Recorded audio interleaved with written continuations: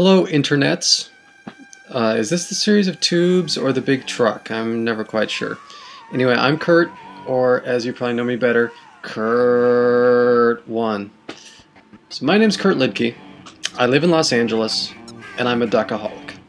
Welcome to my duck cave, my fortress of duckitude. If you're watching this, then you probably know me already, or you at least know of me because of my old YouTube channel, and are probably almost as obsessive an Oregon Ducks fan as I am. Almost. After noticing some of the other Duck fans like Jared Sawyer and the Sports Chat 503 crew doing their own vlogs, I figured, I'd start chiming in as well. So you're looking at a very special episode, not just because I'm not wearing any pants right now, but because this is episode number 1. So first off is naming this thing. I thought I'd go with just the obvious title. Or maybe I could continue branding my nickname.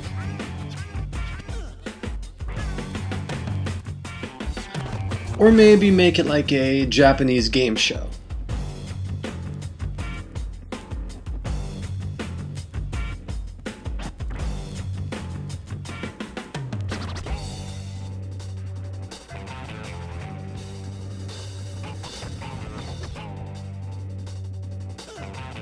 So if you want to call this crap, fine.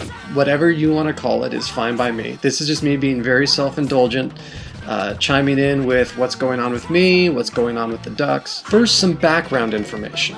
Now, since you're watching this, you're on my second YouTube channel, and you most likely know my first one. See, I'm an Oregon Duck for life. I was raised in Eugene, near campus by 2 Oregon alumni, but I didn't actually attend Oregon. So while I was off at school, my parents taped all the Duck games and then sent them to me down at my small school in Arizona. I kept those tapes over the years, and I got into the habit of recording content. And around 2007 or so, I decided to upload one play, just one play, the Wesley Mallard hit on Michael Jolivet from the 2000 game where the guy's helmet exploded into about 4 pieces. And I just thought, that would be my one video and maybe 4 people would look at it. But so many Duck fans and even former players started chiming in asking me, do you have anything else? Put up more stuff. So I did, and it turned into a massive YouTube channel over 4 years' time that had almost 4,500 videos and over 8 million views and popped up on websites. ESPN shut it down. It happens. Oh well, move on. But after a few months of mourning, I decided I would start up a new channel. So you're looking at that now. I am slowly going back through and adding old highlights again. I'm going chronologically. So right now I am up to the 1994 season. So yeah, I'm slowly building it back up to what it was before. It's www.youtube.com and then my nickname, minus the 1, because I can't use that address anymore thanks to ESPN. So even though I'm sticking with the branding name of Keeerrrttt1, Keeerrrttt1, you'll still be able to find me on all the message boards with that. But for YouTube purposes, cut the 1. As for this video log blog thing, I'll be chiming in with my own thoughts on the Ducks, my observations, general weird things that are going on, and a little insight that I get from my supreme nerdery, obsessively scouring all the message boards and articles every day for any information I can find about Oregon. Now, I should point out, I have on my front page of YouTube links to other YouTube pages you should be paying attention to if you're a Duck fan. Now, if you want to be included on the list, contact me. I'm easy to reach. You can see my contact information is below, or you can just contact me directly through YouTube. I am not hard to find. Also, I highly suggest checking out the Solid Verbal podcast at www.solidverbal.com. It is co-hosted by an Oregon alum, Dan Rubenstein, and Ty from Penn State, who's a Notre Dame fan, is also a pretty cool dude too. They are hands down the best college football podcast around. I say that because the Go Ducks podcast guys, Moochus G and Lord Beverage, where are you? We haven't heard from you guys from a long time, so as long as you're on a hiatus, Solid Verbal gets the salute for number 1. Also check out the YouTube channel for Sports Chat 503. Those guys go way more in depth than I will on everything that's going on with Oregon sports. So right now the Ducks are going through summer workouts, preparing for fall camp, and I hear they're going very well. The good news is that there's been no significant injuries, and even the guys who were banged up in the spring or guys who had issues are back now. Cliff Harris is practicing, Kiko Alonso is practicing, Josh Huff is practicing.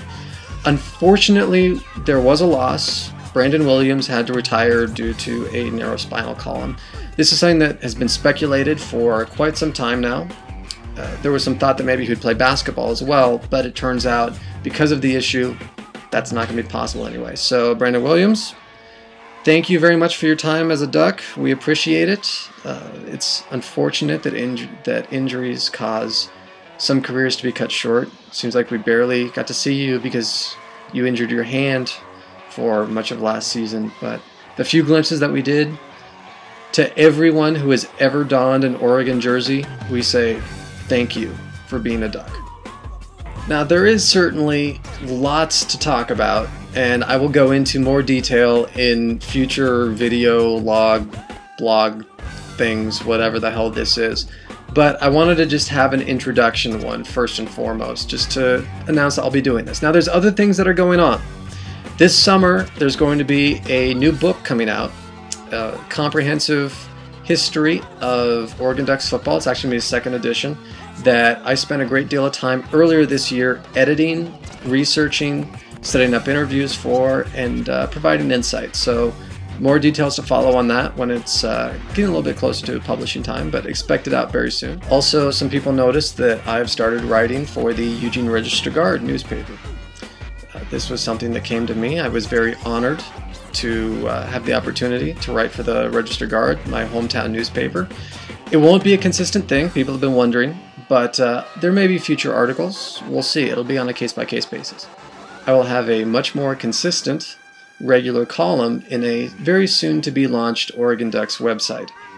So I will announce that when it gets a little bit closer to the release date, but just so you know, if people liked the article that I wrote for the Register-Guard, and thank you very much, I appreciate all the positive feedback, I will be writing a lot more.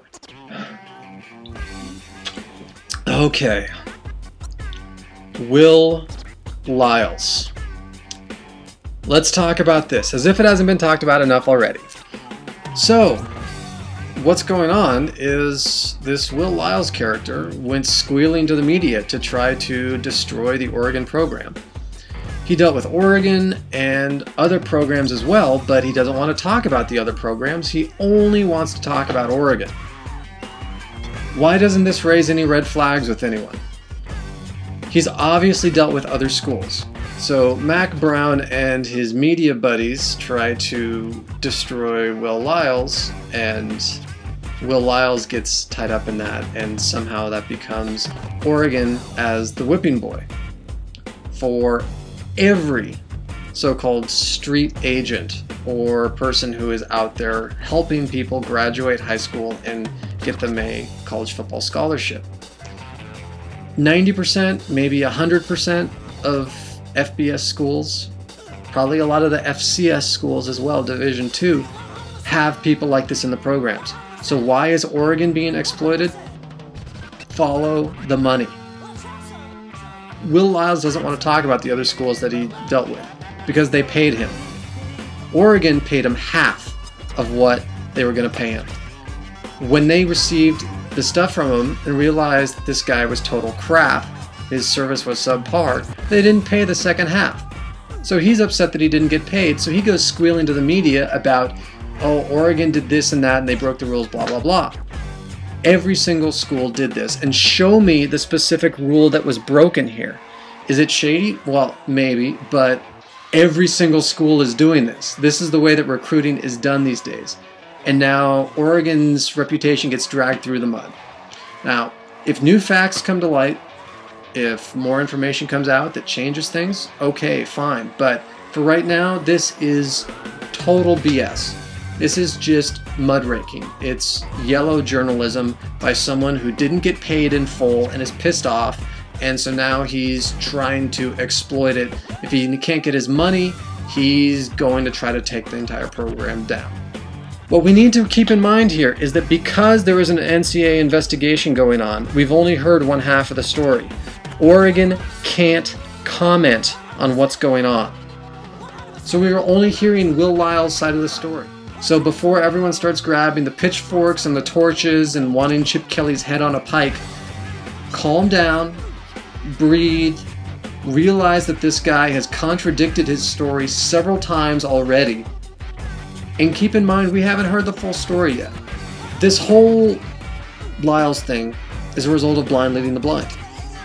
Lyles had terrible stuff, but he marketed himself as being an insider who could help. And there's all these recruiting services out there that every single school uses. So Oregon paid him. And they didn't know what a good rate was because you had a first-year head coach and a first-year athletic director. So they thought, oh, sure, you know, we've paid excess. Mike Bellotti said on College Football Live a couple weeks ago that they'd paid $17,000 just for a California package. And Lyles was promoting a national package for $25,000. Everyone says $25,000. In the world of recruiting, that's really not a lot of money.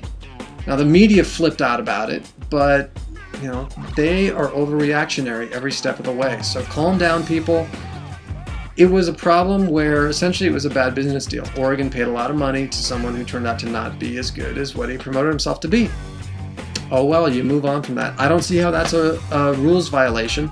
Maybe the NCAA now, just like with the puzzles and the comic books and the Jets, will come up with a new rule limiting access to people like Willie Lyles. Fine, okay. But how can they punish Oregon right now for something that was the status quo? It's what every school does. If they're going to attack Oregon for this, the way that the media has been, then they're going to have to definitely take down Cal and LSU. So calm down, Duck fans. Nothing is going to come from this. Maybe if new information comes out, I'll change my tune. But for now, I'm not worried about it. So now, some of the other random stuff that I will throw into this. First of all, my random music suggestion of the week. Now, I live in Los Angeles. I work in the music industry. I'm a bit of a music expert. So I'll throw you a music suggestion every week. For this week, there is a free download from the Doomtree crew. Now, if you don't know Doomtree, they are a hip-hop collective of 9 MCs and DJs and producers from Minnesota.